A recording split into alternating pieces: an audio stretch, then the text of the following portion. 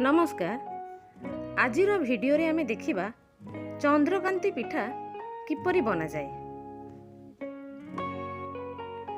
एही पिठा पई आवश्यक सामग्री हेउची मुग, अरुआ चाउल, चीनी, लूण एवं तेल।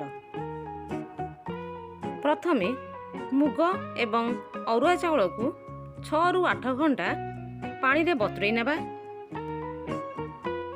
एठारे 700 ग्राम मुग एवं 150 ग्राम अरुआ चाउल निया जायछि। एबे बतुरा जाइथिबा मुग एवं अरुआ चाउल को मिसाई बाटी नेबा। एहा परे एक बड़ पात्र रे 2 गुणा पानी देई मीडियम फ्लेम रे गैस रे बसैबा। एहाकू कंटिन्यूअसली घांटिबा जेपरी एहा तळे लागी न जाए।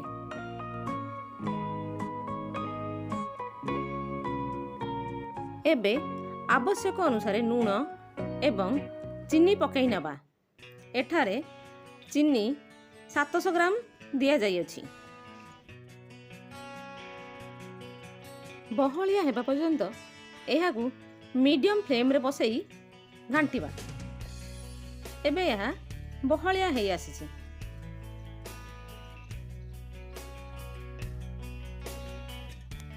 एक बड़ पात्र रे किछि घिओ बा तेल भलो भाबरे लगाई नेबा।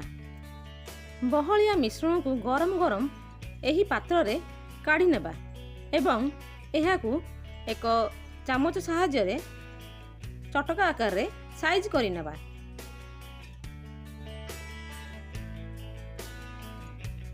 ठंडा होला परे एहाकू छोट छोट पीस करी काटी नेबा।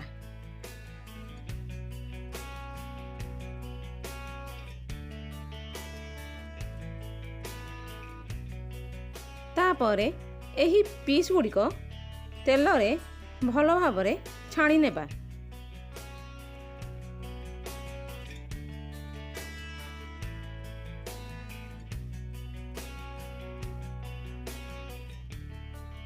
एबे प्रस्तुत हो गला सुवादिया नरम चंद्रकांति पिठा।